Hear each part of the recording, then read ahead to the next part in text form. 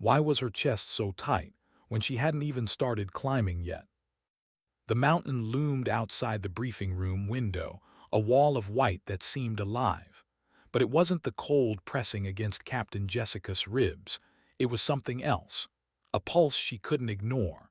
Something no one else in the room could feel but her. The others leaned over maps, spoke in clipped sentences, shuffled intelligence reports. She sat at the far end of the table, hands folded back straight, listening. And still her heart thudded with a rhythm that belonged more to memory than to this moment. The Rockies, her father's voice. That first storm she had survived alone when she was 12. She had learned then that mountains didn't care about courage. They stripped it away, layer by layer, until only resolve remained. And now she would need more resolve than she had ever known. Because tonight, the enemy wasn't just the weather. The ghost was waiting. The words had cut through the briefing like frostbite. The ghost has a nest near the summit. No one said his real name. No one even knew if there was one. The ghost was more rumor than man, and yet here he was, inside the satellite photos, his silhouette blurred in camouflage among the rocks of Everest's upper ridges. A sniper who had chosen the world's highest death zone as his fortress. Jessica's pulse slowed as the officer at the front pointed to the map. Coordinates, target arcs, estimated range of fire. She took it in, but not in the way the others did. Not with numbers and diagrams. She saw it in her body, the burn in her lungs at 26,000 feet, the ache of muscles starved of oxygen, the way hands trembled when the brain screamed for air. She knew because she had lived it again and again. 6 years of climbing, training, learning to fight where no one else dared. The Hindu Kush, the Andes, the icy ribs of Denali. Nights where her lips cracked from frost, mornings when her breath felt stolen from her chest. She had trained for this mission long before anyone imagined it possible. But the weight of what sat before her now was not measured in meters or maps. It was measured in lives. The Peace Summit. 12 world leaders gathered in the valley below. One trigger pull from a man who had nothing to lose could unravel years of fragile negotiation. She looked at the faces around her. They spoke in strategy, logistics. No one said it out loud, but she could feel it. If she failed, the world would know war again. She shifted slightly and the chair creaked. One of the intelligence officers glanced at her, a quick look, then back to his notes as if she weren't really there. She was used to it, the youngest at the table, the only woman, and yet the one they needed most. Still, part of her wanted to stand, slam her hands down, and demand they stop looking past her. But she didn't. She had learned restraint in moments like this was more powerful than noise. She breathed once, twice, steadying herself. Her orders were simple. Her reality would be anything but. At 2 a.m., she would begin her ascent from advanced base camp. She would climb into air that killed men in hours. She would cross ice falls that devoured entire teams. She would stalk the ghost at 29,000 feet, where even a heartbeat could feel like betrayal. And she would end him before he ended the summit below. She folded her arms across her chest, staring through the glass at Everest, its ridges glowing under starlight. The tallest mountain in the world, the loneliest battlefield imaginable, and now her war zone. But there was something she hadn't told them. Not yet. She closed her eyes, and for a moment she wasn't in Kathmandu anymore. She was 12 again, halfway up a frozen trail in Colorado. Snow blinding her eyes, lungs burning, father's voice echoing from somewhere behind her. Don't look up, Jess. Don't look down, just one step. One step and then another. Her father hadn't lived to see her wear the uniform, but she carried his words into every climb. Tonight, she would carry them into the death zone. The officers dismissed her with curt nods. She gave none back. She simply rose, collected her pack, and walked out into the Himalayan air. The cold struck her immediately, but she welcomed it. It reminded her that this wasn't a dream, that this mission was as real as the frost biting her cheeks. She stopped near the runway, watching clouds curl around Everest's peak. Her body was calm, But inside, her mind whispered the question she didn't dare share with anyone else. What if I don't come back? The climb began in darkness. A moonless 2 a.m. start, boots biting into the ice, rope creaking against her harness. She moved alone, though others had placed the ladders and ropes months before. Their ghosts lingered in every frozen crevasse. Some of them had never come down. She thought of them as she moved. Step, breath, step, breath. Her oxygen tank hissed softly at her side. She counted the rhythm of each breath, adjusting flow, conserving. Even here, at 21,000 feet, she could feel her body protesting. The real suffering hadn't begun yet, and still her chest burned. She thought of the ghost. Was he awake now, adjusting his own sights, his own breathing? Did his hands shake in the cold like hers did? She wondered briefly if he was once like her, trained, young, believing in something larger than himself, or if he had always been this way, a shadow waiting at the edge of the world. She shook it off. Doubt was a luxury the mountain didn't forgive. Her crampons scraped against the icefall, a maze of blue ice walls and hidden chasms. She moved carefully, one hand steadying on the fixed rope, the other gripping her axe. Every step was calculation.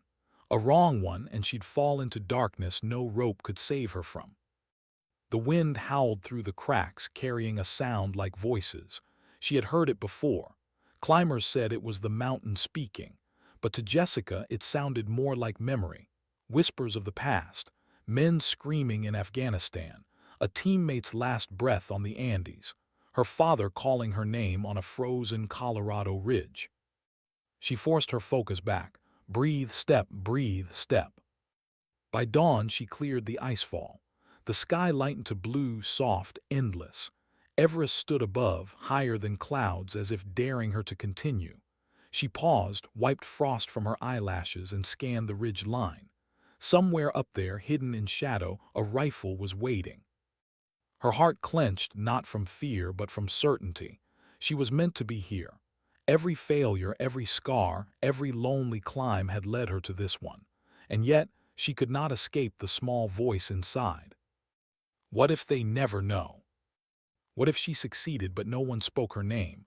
What if she died here, her story swallowed by the snow, her mission sealed in silence? Would that matter? She let the thought linger. Then she set it aside. Recognition was irrelevant. The summit below mattered.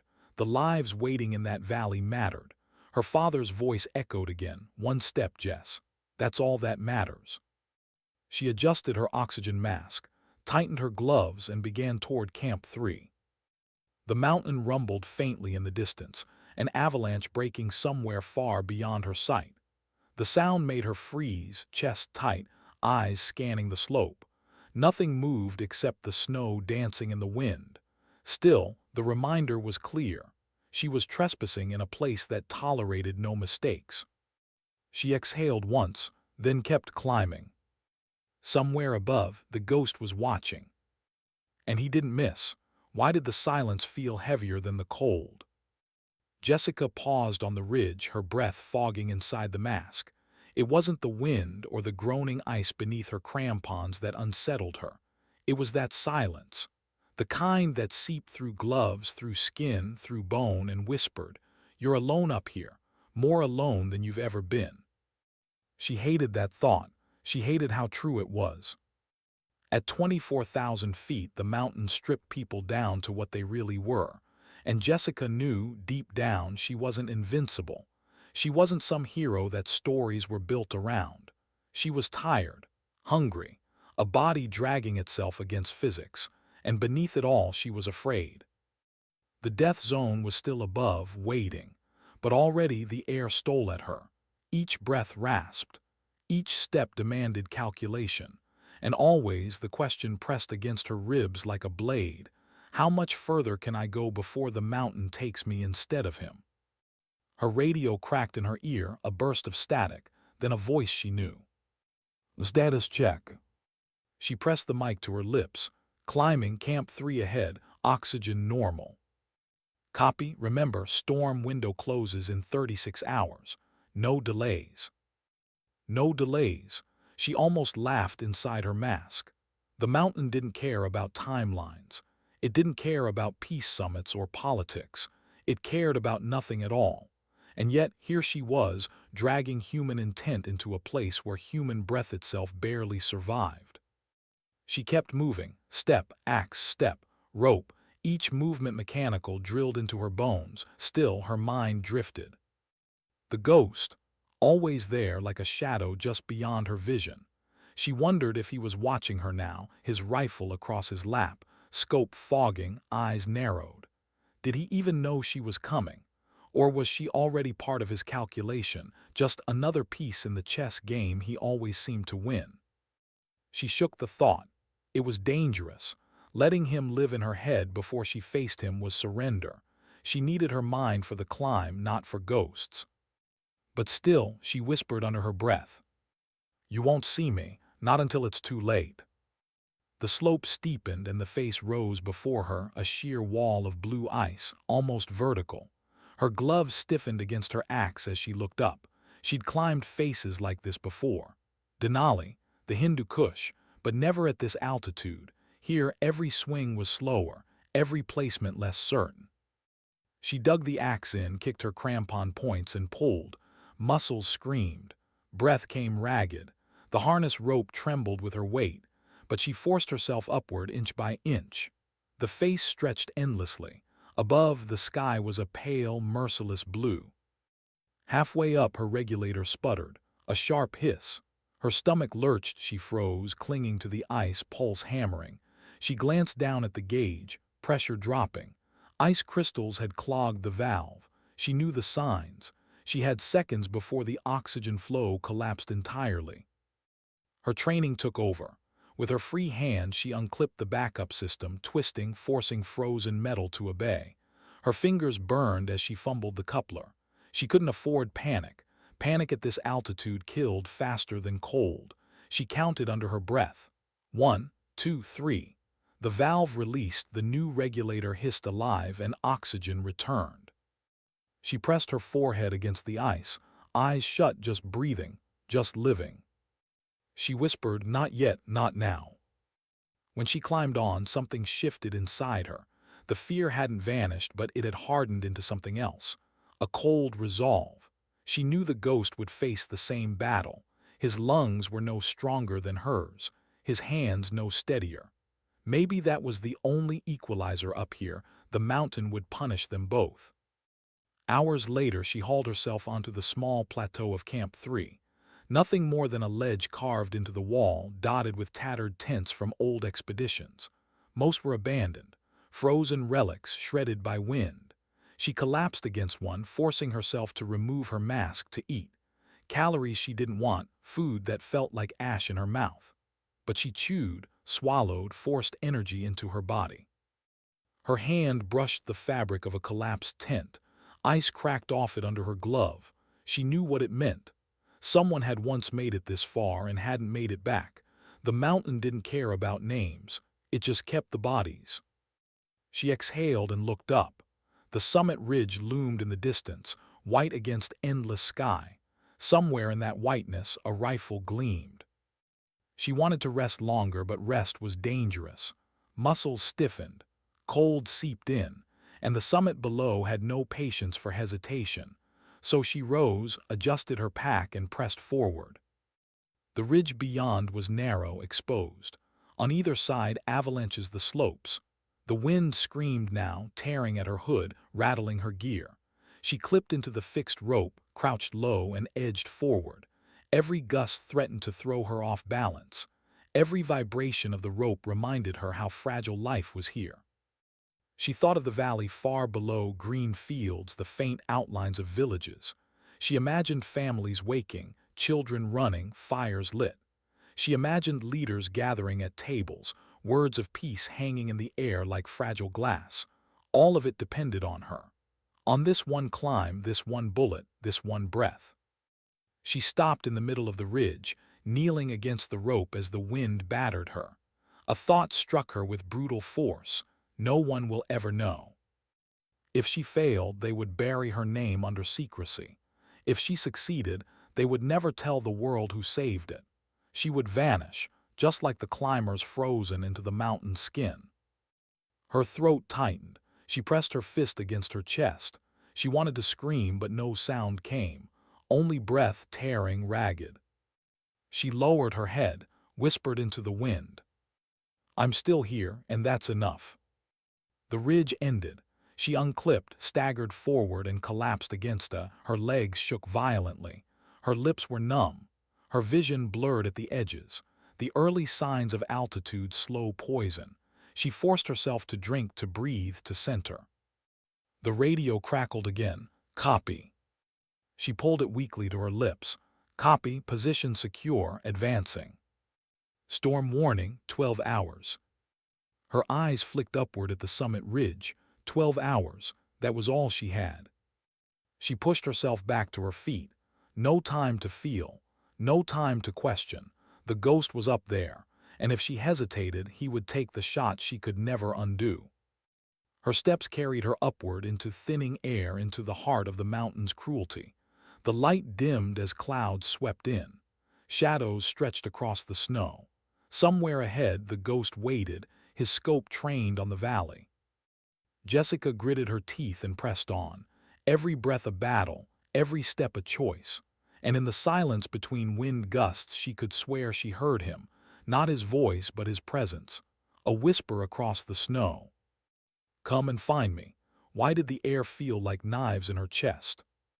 Jessica leaned against the ice wall, doubled over, each breath a ragged theft. She checked her altimeter, 26,100 feet. The line she had crossed was invisible, but she felt it in every cell. The death zone. No one lived here long, not without oxygen, not without discipline, not without will. She lifted her mask slightly, adjusted the flow valve. The hiss returned, barely enough. She closed her eyes and forced herself to breathe slowly, evenly. It wasn't oxygen now. It was time. Every breath she took burned away the hours she had left before her body surrendered. The mountain's silence pressed against her. No bird, no water, no life. Just wind and the slow rasp of her lungs. She whispered under her mask, "Still breathing, still here." She pushed on. The ridge narrowed into a blade of rock, snow packed against its spine. On either side, the world fell away into endless white. She clipped into the rope, crouched low, moved step by careful step. Her legs trembled. Fingers ached with frost despite the gloves. The air was too thin for thought to flow cleanly. Her mind flickered in fragments. Her father's voice. Her classmates at West Point laughing as she studied alone. A comrade's scream in the Hindu Kush, cut short by sniper fire. She shook her head, forcing focus. The ghost. That was the name she needed. Not the echoes, not the past. Only him. The storm rolled in sooner than expected. Wind hammered the ridge, tearing snow into her visor. Visibility shrank to a blur of white. She clung to the rope, chest pressed against rock, waiting for the gusts to ease. The mountain shook under her, a low groan of ice shifting deep within. She closed her eyes, imagining the ghost somewhere above, enduring the same storm. Was he cursing, teeth gritted against the wind? Or was he calm, patient, waiting for her? She didn't know. What she knew was this: he wasn't climbing for peace. He was climbing for death. Lightning flickered far below in the valley clouds, faint but real. The storm would consume everything if she lingered. She pulled herself forward, each step an act of rebellion against nature. By the time she cleared the ridge, her body was trembling with exhaustion. At 27,000 feet, she crouched in a hollow between rocks, pulling her pack around. She checked her rifle, the M24, modified for cold, wrapped in insulation. Her gloves brushed the steel. It was ice cold, lifeless. She adjusted the scope heater, wiped frost from the lens. She forced herself to check it 3 times because up here one mistake was death. She thought of the ghost's rifle, heavy barrel, long range, capable of killing from miles away. Her stomach tightened. She pictured him setting it on stone, leveling it toward the valley where men in suits would soon be shaking hands. She imagined him breathing slowly, finger poised. Her jaw clenched. "Not if I get there first." She reattached the rifle, rose shakily and pressed upward. Her body was breaking, she knew it. The headaches pulsed sharper now, a sign of cerebral edema waiting at the edges. Her hands tingled with numbness. Coordination faltered with every step. The body wasn't made for this. No training could cheat biology, but Jessica had learned to push beyond biology, to step into the places where others collapsed. At 27,500 feet, she paused. Snow swirled low, reducing the world to gray and white. And then she saw it faint, almost hidden, a trace in the snow. A not hers, not fresh, but not yet erased. Her heart clenched. The ghost was ahead. She crouched low, gloved hand brushing the indentation. The tread was different, military, foreign, purposeful, not a tourist's wandering step, a predator. She exhaled, slow, steady. He was real, not just intelligence briefings, not just whispers. Flesh, blood, and breath in the same thin air as hers. She followed. The prints zigzagged up the ridge, vanishing in patches where wind erased them, but enough remained. Her pulse quickened. Every step now wasn't just climbing, it was pursuit. And with that pursuit came a question she had buried deep until now. What if he's better than me? She had trained for years. She had built her life around mountains, rifles, survival. But the ghost was no novice.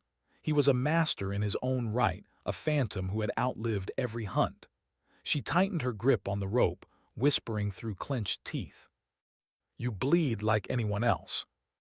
Hours bled away. The storm weakened. The sky above shifted to a pale, thin blue again.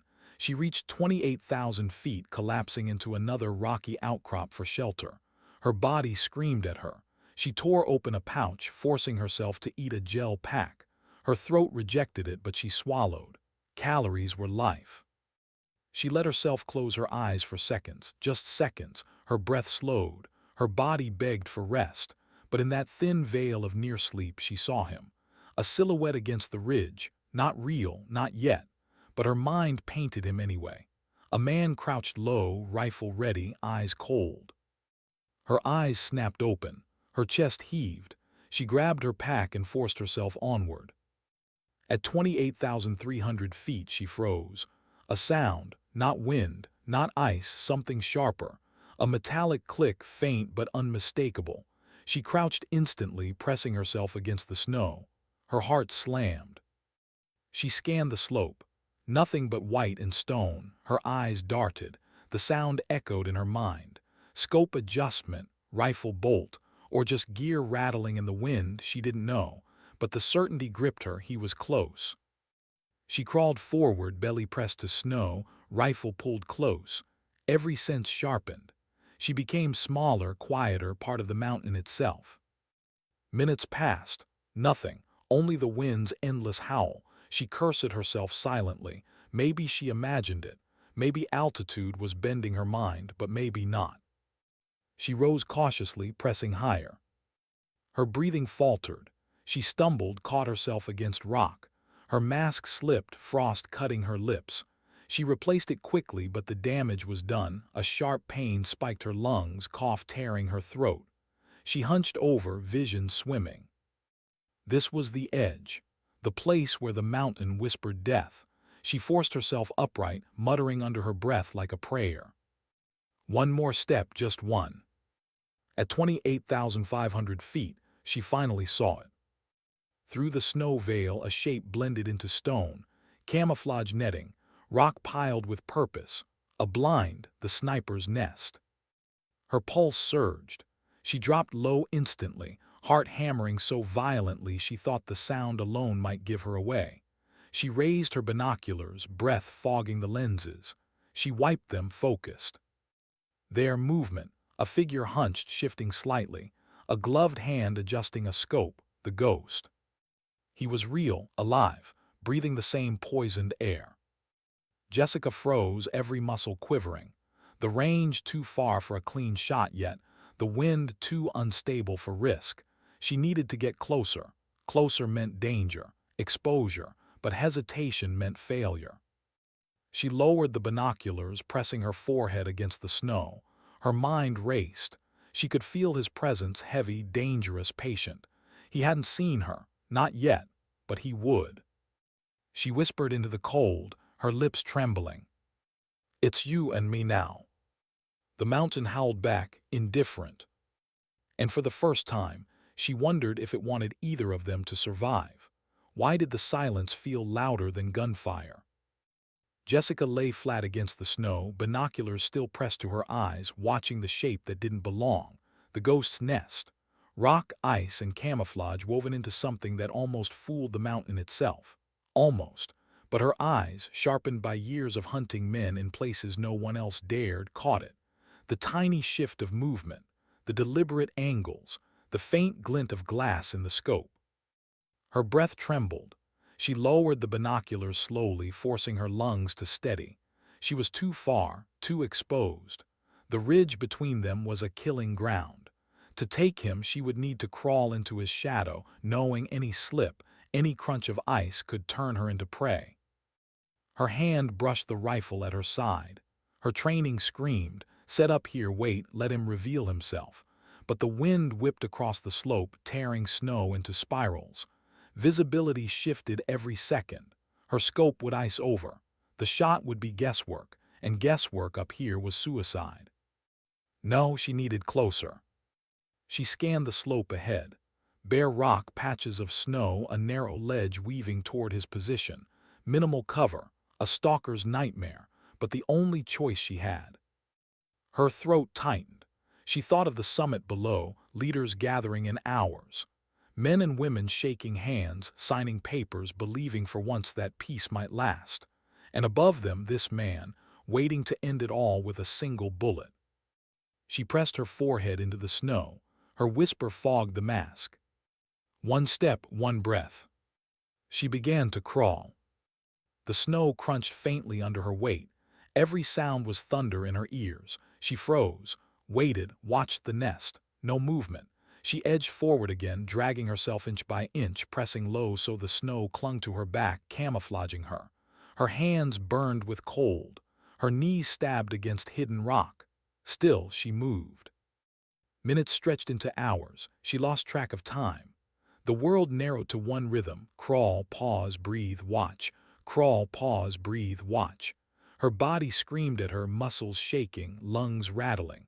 But her mind clung to a single truth: she could not be seen first. At one point the wind dropped suddenly and she heard it, faint, deliberate. A metallic shift. The ghost adjusting his rifle. Her blood iced. She froze, face pressed into snow, not daring to move, not daring to breathe too loudly. Seconds dragged. Then the wind howled again, covering her silence. She inched forward once more. When she finally reached the outcrop, a jagged shard of rock 50 meters from the nest, she collapsed against it, gasping into her mask. She pulled her rifle around, set it against the stone, and slowly lifted the scope. The nest came into focus. Through the crosshairs she saw him, a silhouette hunched against the rock, heavy coat, gloved hands, his face covered, only eyes visible through the scope's shadow. But those eyes, she felt them even from here, patient, steady, the look of someone who had killed before and would again. Her finger hovered near the trigger. She adjusted windage, breathing slow, steady. But the gusts slammed across the ridge, unpredictable, vicious. Her reticle danced. No stability. She exhaled hard, lowered the rifle. Not yet. She cursed under her breath. This was the closest she had ever been to him, and still the mountain fought her. Still, she couldn't take the shot. And then movement. The ghost shifted suddenly, lowering his rifle, crouching back as if listening. Her heart stopped. Did he sense her? Could he smell her breath on the wind? She pressed herself against the rock, making herself small, invisible. Her pulse thundered in her ears. Seconds passed. He returned to his scope. She exhaled shakily. But the truth landed in her gut like a stone. He was alert. He wasn't resting. He was ready. She sank back against the rock, head tilted skyward. Clouds swirled above, darkening. Time was closing in. The storm, the summit, her oxygen, everything was narrowing to this fragile window. She closed her eyes, and in the darkness another voice came. Her father's quiet, steady. "Sometimes you don't get the perfect shot, Jess. Sometimes you get the only shot." Her throat tightened. She wanted to answer him, but her lips trembled instead. She shifted, pulling the radio close, whispering, "Position. Visual on target. Wind unstable. Advancing." Static hissed. A pause, then commands clipped reply, "Copy. Eliminate when possible." Eliminate. The word sat heavy. She looked back through her scope at the man crouched against stone. A man breathing the same thin air, feeling the same cold, fighting the same mountain. She hated it, the flicker of recognition. That under different stars they might have been mirrors of each other. Hunters, survivors, soldiers built by places no one else dared to go. Her lips pressed tight. She forced the thought away. Peace below depended on his end, not his story, not his scars, his silence. She shifted again, sliding her rifle back. She would have to move closer. Within meters, exposed. It was madness, but it was the only way. She adjusted her gloves, tightened the straps, and pressed herself against the snow once more. Her body shook violently now. Fatigue, altitude, fear, but discipline held her. Crawl, pause, breathe, watch. At 30 meters she froze. The wind died briefly and his head tilted as if listening again. She pressed her face into the snow, heart hammering. Her chest burned with the effort of silence. She counted in her head. 1, 2, 10. Finally the wind roared again. She moved. 20 meters, closer than she had ever dared to stalk a man. Her lungs clawed for air. Her vision blurred at the edges. The snow beneath her was stained faintly red, her nosebleed dripping into the ice. She wiped it quickly, smearing crimson across her glove. She raised her scope again. This time she saw his rifle barrel, steady, aimed not at her but down the valley. The peace summit. He was preparing. His finger rested near the trigger, calm, patient. Her entire body trembled. This was it. She could not wait, she could not miss. She steadied her breathing, focused through the scope. The wind howled, her reticle swayed. She whispered to herself, to her father, to the mountain. One shot. And then he moved. The ghost turned his head sharply, eyes scanning the ridge. Her blood froze, he knew. Somehow he knew. Jessica flattened instantly, snow clinging to her back, breath ragged. She dared not look again. Her heart pounded so violently she thought it might echo through the ice. She gripped the rifle, holding it against her chest, waiting for the crack of his shot. But it didn't come.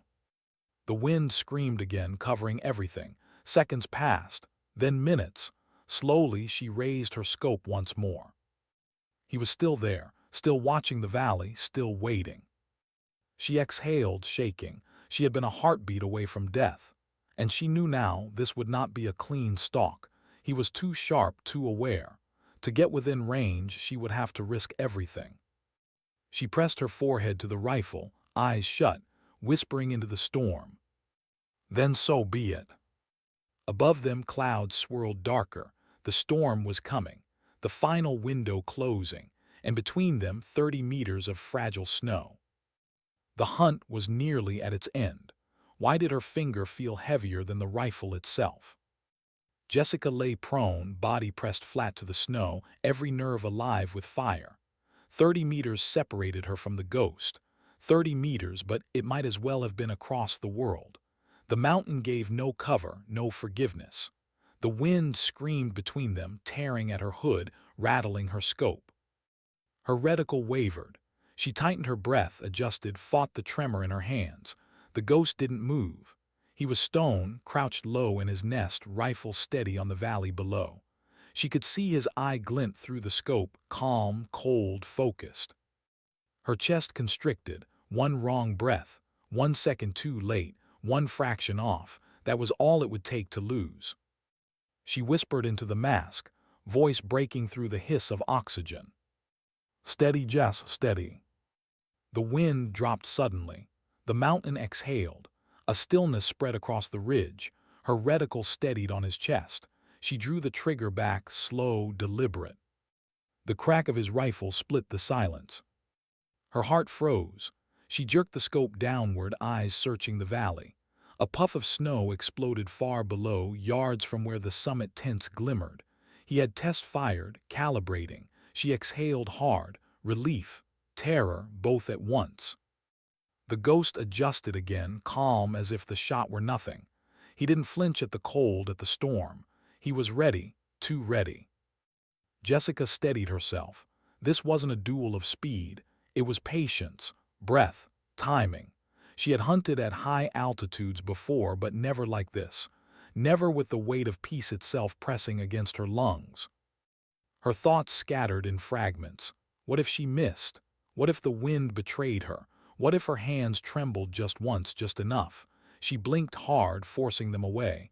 Doubt was the ghost's weapon. She could not let him wield it. She shifted slightly, pressing her rifle into the snow for stability. Her gloves brushed the trigger guard. She adjusted windage again, watching snow particles swirl. Gusts, unpredictable, vicious. She would have only a second, maybe less, to fire true. The ghost shifted again, raising his scope, scanning the valley. His face tilted just slightly. Jessica froze. Did he sense her?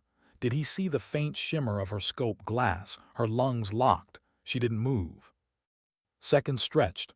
Then he turned back. She exhaled shakily, breath fogging the lens. She wiped it quickly, biting down fear. The world narrowed, just her, him, and the wind.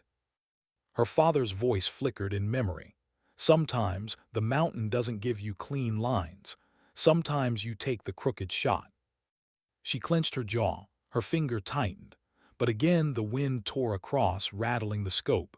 She cursed under her breath, lowered the rifle. Timing. Timing was everything. The ghost shifted again, this time with purpose. His rifle angled down. He adjusted, stilled, settled. The moment was coming. The summit below. The shot he had carried across continents for. Jessica's pulse surged. She couldn't wait. She couldn't gamble on perfect conditions. This was it. She inhaled once, held, the world hushed. The wind eased, just a heartbeat of stillness. She squeezed. Her rifle cracked, echoing against stone. The ghost jerked, staggered, fell sideways but not down. His body twisted, his rifle snapping up toward her. He had seen. He had felt. Jessica dove, snow exploding around her as his shot whined past, tearing ice from the rock behind her. She pressed flat, heart hammering. Too close. Too close. She rolled, raised her scope again. He was still there, wounded but alive. His gloved hand gripped his side, dark stain spreading across the white, but his other hand kept the rifle steady, scope trained upward. On her. It wasn't over. She crawled sideways, dragging herself along the ridge, rifle tight against her chest. Snow stung her face. Her lungs screamed for oxygen. Every move cost seconds she didn't have. She ducked behind a rock, adjusted her scope, peered again. The ghost had shifted, using his nest as cover. He wasn't panicking. He was patient, controlled, even as blood soaked his coat. He moved like a man who had survived too many wounds already. Jessica's chest burned. She blinked, sweat and frost from her eyes. She knew what this meant. He wouldn't stop. Not until one of them was silent. She pressed her back against the stone, eyes shut for a moment. Her hands shook violently. She whispered, voice breaking. You bleed like me." She thought of the summit below, the lives at stake.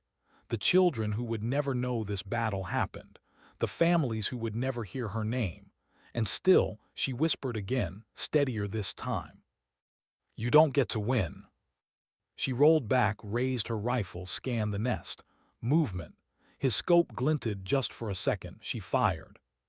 Stone shattered. Snow burst, not him, miss. His rifle cracked back instantly. The shot whined past her ear, so close she felt the shockwave. Her breath caught.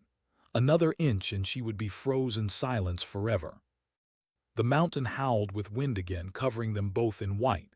She flattened, pressing low, heart hammering so violently it hurt. She had seconds, maybe less.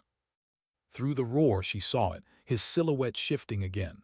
Not down the valley this time, toward her. Her stomach dropped, he knew. He wasn't aiming at the summit anymore, he was hunting her. Jessica's throat tightened. This wasn't just mission anymore, it was survival. She adjusted, steadied, forcing her breathing slow. Her vision tunneled through the scope. Snow danced, wind screamed, her reticle wavered. The ghost's rifle rose, his scope leveled. Time fractured. Her finger closed on the trigger. The world split with thunder. Snow exploded between them. For a heartbeat, she didn't know if she had hit him or if he had hit her. Her body trembled. She blinked hard, vision blurring, lungs screaming. Through the scope, through the blur, she saw him. The ghost staggered again. His rifle slipped from his hands. He dropped to one knee, then another, collapsing into the snow. Her breath broke in ragged gasps. Relief, terror, shock. She kept her scope trained, waiting. Seconds dragged, his body twitched once, then stilled. The ghost was down. But Jessica didn't move, didn't lower her rifle. Not yet. Not until the mountain itself seemed to exhale, silence settling heavy over the ridge. Only then did she whisper, voice cracking inside the mask. "It's done." But even as she said it, she knew the battle wasn't over, because now she had to survive the descent. And in the death zone, survival was never guaranteed. Why did victory feel so much like failure? Jessica stayed prone, rifle still aimed at the ghost's body. Snow drifted over him, soft white covering red. The storm howled, but he didn't move. Not a twitch, not a breath. She waited longer, minutes stretching like hours. She knew better than to trust death at first glance. She had seen men fake it, play possum until the shot of opportunity came. But not here, not at 29,000 feet, not in the death zone where even the living barely survived.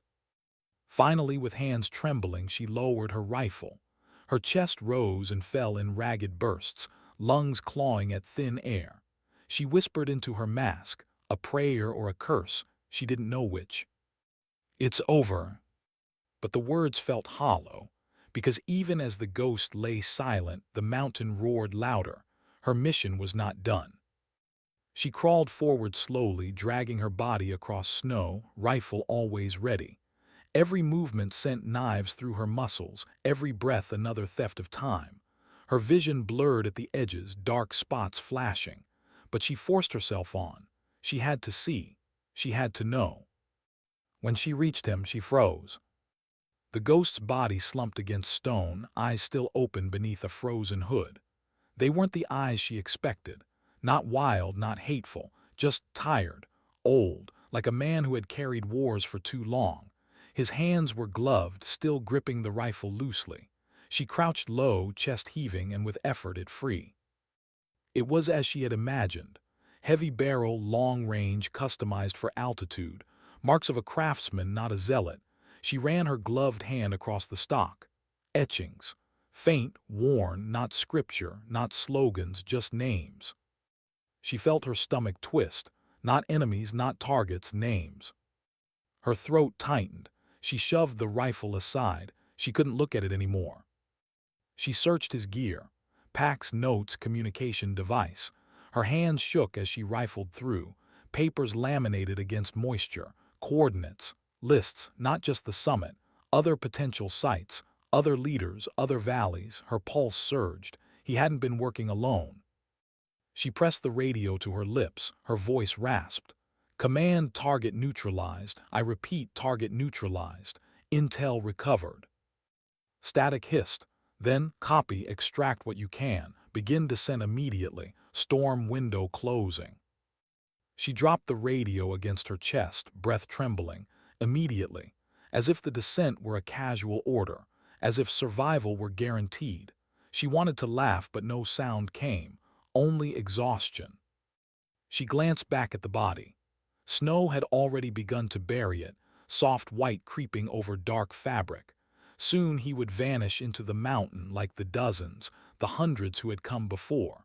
She wondered if anyone would remember him, or if his story, like hers, would vanish into silence. Her stomach clenched. She whispered, barely audible, "I'll remember." She turned away before the thought could linger. The descent began. At first it was simple, gravity favored her. Steps down came easier than steps up, but fatigue hit harder than stone. Her legs shook violently, refusing commands. Her vision narrowed. The death zone gnawed at her. Even with oxygen, her body was dying. Slowly, inevitably. She slipped once, crampons skidding on ice. She slammed her axe down, catching herself just before the ridge fell away beneath her. Her heart spiked. Her breath tore. She pressed her forehead to the axe handle, eyes shut tight. One step, one step. She forced herself on. The wind grew savage as the storm swelled. Snow blinded her, reducing the world to white chaos. The rope line shuddered in her grip, icy strands cutting into her gloves.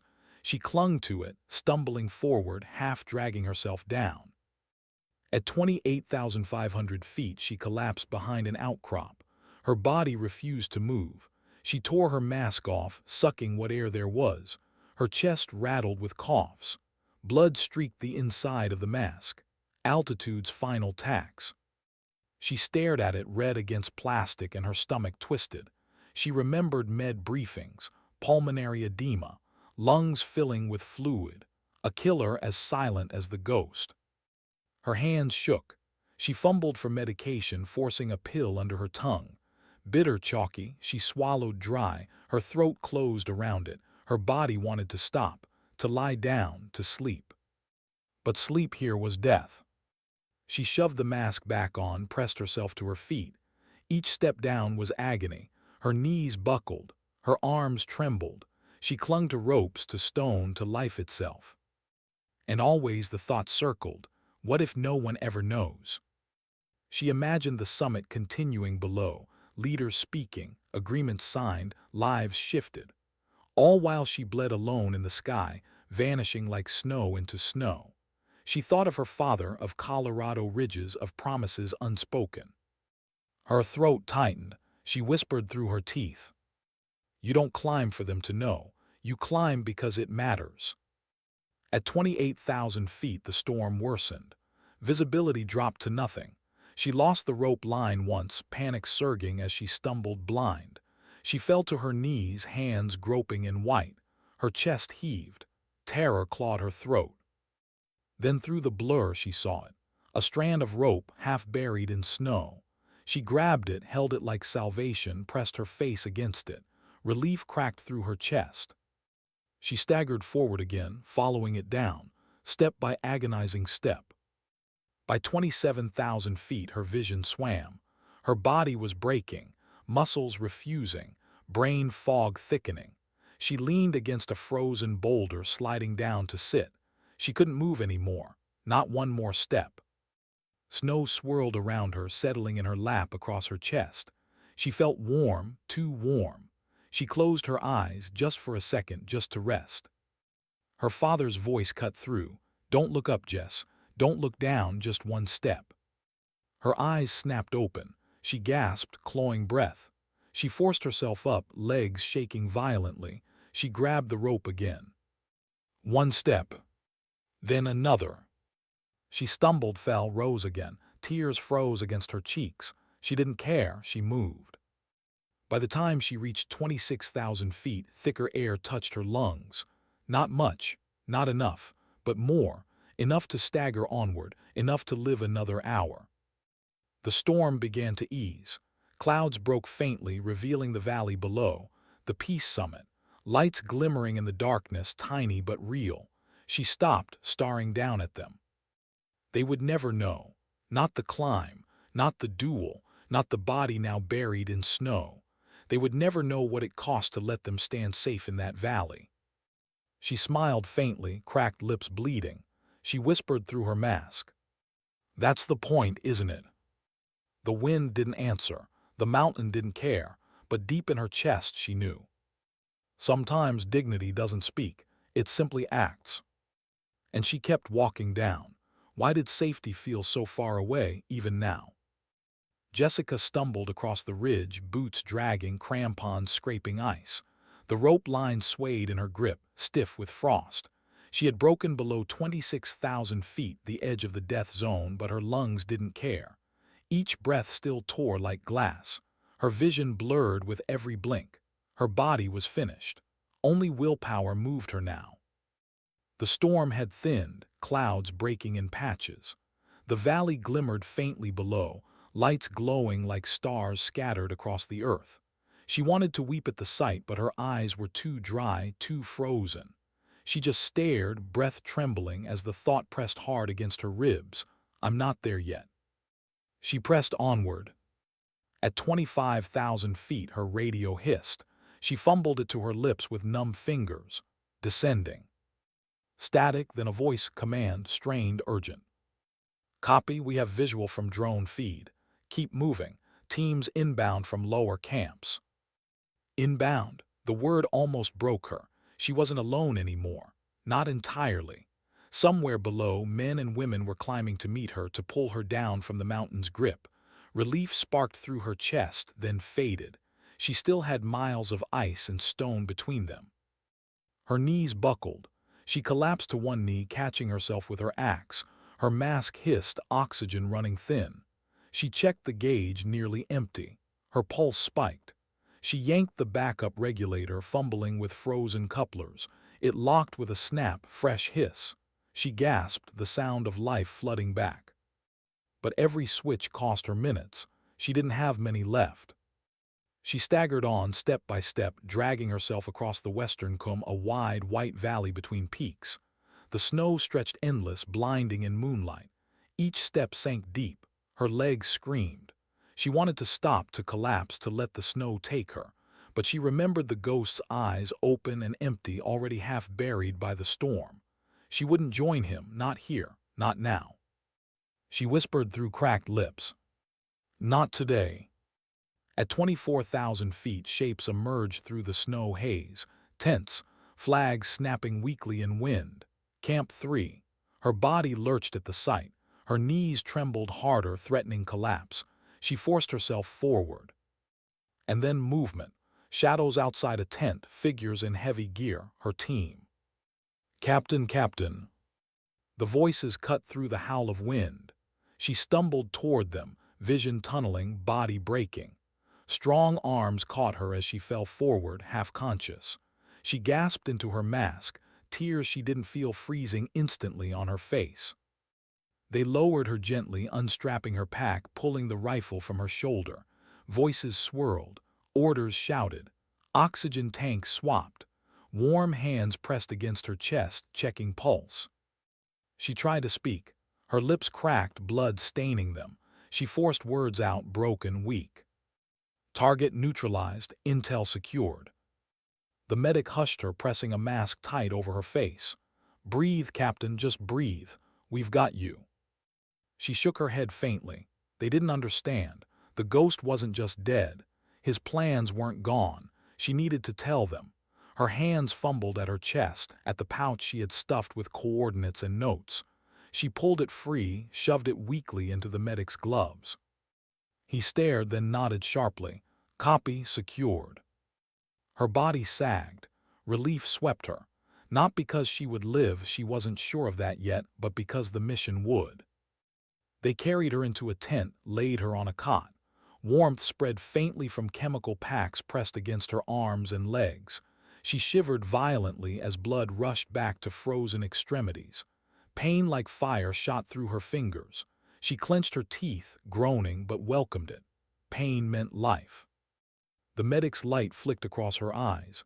Altitude sickness, frostbite minor, early edema signs. She needs descent fast. Descent. The word stabbed again. She wanted to close her eyes, to drift, to let the mountain recede. But she knew if she slept, she might not wake. She forced her lids open, staring at the tent wall, whispering raggedly. Keep me awake. The medic leaned close, voice firm. Stay with us, Captain, you're safe now. Safe, the word rang hollow, because in her chest she knew the truth. The ghost's rifle would never fire again, but others would.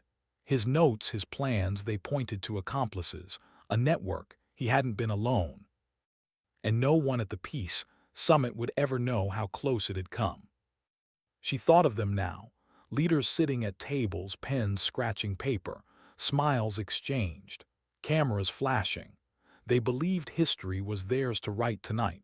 They would never know history had almost ended, high above them in silence and snow. Her throat tightened. She turned her head, whispering so faintly the medic almost missed it. "They'll never know." He paused, eyes softening, but said nothing. Hours blurred. They began the lower descent with her strapped into a sled, guides maneuvering ropes down icy walls. She drifted in and out, the hiss of oxygen loud in her ears. Every time she closed her eyes, she saw the ghost's eyes again, not as enemy, but as mirror. A soldier dying in the same silence she now floated through. By dawn, they reached Camp 2. Her body was failing, but thicker air brought clarity. She breathed deeper, easier. Her chest still rattled, but her mind cleared just enough to grasp what she had done. Not the kill, not the descent, the choice. To climb into death when no one else could, to carry the weight alone. She thought of her father again, his voice on that Colorado ridge. "One step, Jess, just one step." She had carried those words to the top of the world, and they had brought her back down. The team worked around her, efficient, practiced. She watched them silently, her body too weak to join. But inside, pride stirred. Not for herself, for them. For the nameless, faceless machinery of sacrifice that no one outside would ever see. The summit below had gone on. Peace was being signed. Wars delayed. Lives preserved. And she was just one soldier on a cot, lungs, hands shaking, story buried. But wasn't that what it meant to serve? To give without expectation of return. Her eyes burned with tears she refused to let fall. She stared out through the tent flap at the mountain, still towering, still merciless. She whispered one final promise into the cold. "You didn't take me, not yet." The mountain gave no reply. It didn't need to. She had already answered it, step by broken step. And for the first time, she allowed herself to believe. She was going home. Why did silence follow her louder than gunfire ever had? Jessica lay in a hospital bed days later, wrapped in warmth at last, but unable to shake the chill inside. Machines beeped softly around her. Tubes carried oxygen into lungs still raw from the climb. Her hands, bandaged and stiff, rested on her chest. She stared at the ceiling, but what she saw was snow, endless, white, swallowing everything. The doctors told her she was lucky. Lucky to have descended without permanent brain damage. Lucky her frostbite was minor. Lucky her lungs would heal. She almost laughed when she heard it. Luck. That wasn't what it had been. It was will. Stubborn, desperate will not to stop. Still the word clung, lucky. She closed her eyes. The ghost's face returned. Eyes open, lifeless, still staring as the mountain claimed him. She could not forget them, not fierce, not monstrous, just weary, a mirror of her own reflection. Her throat tightened. Was she his opposite or his twin? Both had climbed for a cause. Both had bled into the snow. The difference was aim. One rifle pointed to take, the other to prevent. She shifted, wincing at the ache in her chest. Reporters outside the hospital wanted stories of triumph.